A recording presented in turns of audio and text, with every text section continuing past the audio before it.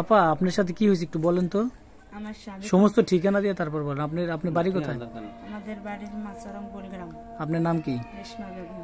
আপনার বাবার নাম? শেখম শেখ। শেখম শেখ। আপনার স্বামীর নাম কি? রাজন শেখ।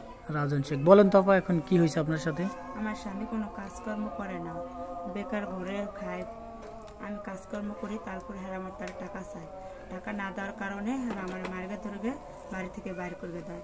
আমার 2বার করে মারছে। আমি মেডিকেলে ভর্তি ছিলাম, তারপরে মেডিকেলের রিপোর্ট আমার দ্বারা আছে। 2বার মারছে? 2বারই কি আপনি হসপিটালে ভর্তি হয়েছিলেন? হ্যাঁ, 2বারই হসপিটালে ভর্তি ছিলাম। আচ্ছা, তারপর কি হয়েছে বলেন। তারপরে আমার মায়ের কাছে পাঠাই দিয়েছে। আমার মেয়ের সহ আমার ছেলে মেয়ে আমাকে ঘর থেকে বাইর করে দেওয়া হয়েছে। আচ্ছা, মেয়েকে মারছিল? হ্যাঁ। তোমাকে মারছিল? তুমি কি তোমার আম্মুই যে তোমার আম্মুরও মারছে, তোমারও মারছে? কেন মারছে তোমার আম্মুকে? টাকার জন্য মারছে। টাকা চায়। কে কে মারছে বলো তো আম্মু? ফুফু, দাদি আর সন্নাফু আর রাশেদ শাশু আর দাদি। 4 জনে মারছে। আচ্ছা, আপনি হসপিটাল থেকে পরে আসলেন কিভাবে? আবার এরপরে আপনি কোনো অভিযোগ করছিলেন বা কোনো সালিশ বিচার হয়েছে? সালিশ করছিল, সালিশের থেকে মীমাংসা করার জন্য হেরা করছে। তারপর হেরা মাইন জ্ঞানায় নাই, তাই জন্য আমার আবার মার্গে দুর্গে পাঠাই দিছে। তারপরে আমি আবার থানায় গেছি, থানায় যেয়ে অভিযোগ দিছি। অভিযোগ দিয়ে হেরা কইছে যে সঠিক বিচার করিয়া দেব। তারপর সঠিক বিচার করে দিবে কারা বলছে? থানায় বলছে না এমনি আপনার স্থানীয় গণ্যমান্য ব্যক্তিরা বলছে? থানায় বলছে। থানায় বলছে বিচার করে দেবে। তারপর আপনি বিচারাধীন অবস্থায় আপনি তারপর কি হইলো? তারপর বিচারের কি হইলো? তারপর বিচার করছে, তারা বিচার মাইনে নেয় না, তাই জন্য আমার উল্টো ফেলে মার্গেদেরকে পাঠাই দেওয়া হয়েছে। আচ্ছা, এর ভিতরে কি আপনি স্থানীয় পর্যায়ে কাউকে বলেন নাই যে আমার সাথে এরকম হইতেছে, এমন অত্যাচার হইতেছে, এটা বলেন নাই? বলছি, হেরা বলতেছে যা করার কাম হেরা তোমরা থানায় যে করো, আমরা কিছু করতে পারবো না। থানার কথা বলছে না? আমরা শুনছিলাম যে আপনার স্থানীয় পর্যায়ে বসছিল, বসার পর আপনাদের একটা মীমাংসার কথা হয়েছিল, মীমাংসা করবে এরকম একটা কথা হয়েছিল। তো স্থানীয় পর্যায়ে কি বসছিল তারা? হ্যাঁ বসছিল, হ্যাঁ ঠিক মতো স্থানীয়ভাবে আমার বিচার করে দিতে পারে নাই। আচ্ছা, আপনার হাজবেন্ডের নাম কি? রাজন শেখ।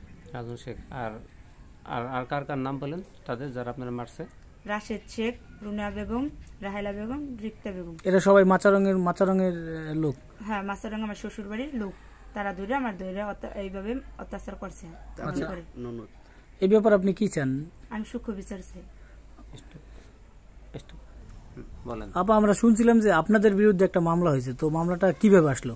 আমরা মামলা করছিলাম, আমাদের মামলাটা মানে বলছে সূক্ষ্মভাবে বিচার করে দেবো, তাই জন্য হেরা মামলাটারে থামাই রাখছে। থামাই রাখার পরে হেরা আরো উল্টে ফিলে আমাদের নামে মামলা করছে। তার আমার মামলাটা করলো কি মীমাংসা হওয়ার পরে? আবার মীমাংসা করার পরে আচ্ছা, এটা কাউন্টার মামলা দিছে। কাউন্টার মামলা দিছে, দিয়ে মিথ্যা সাজাইয়া হ্যাঁ আমার শাশুড়ির আগের হাত ভাঙ্গা ছিল, আর আমার স্বামী হ্যাঁ মার মাথা কেটে উল্টে ফেলে ভর্তি হয়ে আমাকে নামে মিথ্যা হরানি মামলা দিয়েছে। মামলা দিয়ে আমাদের ফাঁসানোর জন্য। ও, এই মামলা এখন আছে কোথায়? কোর্টে আছে মামলা। এই মামলা কি তারিখ গেছে? এই মামলার তারিখ বলেন। আপনার কয় বাচ্চা? 2টা বাচ্চা। আর একজন কি? একটা ছেলে একটা মেয়ে, 2 বাচ্চা নিয়ে আমি সঠিক বিচার করতে চাই।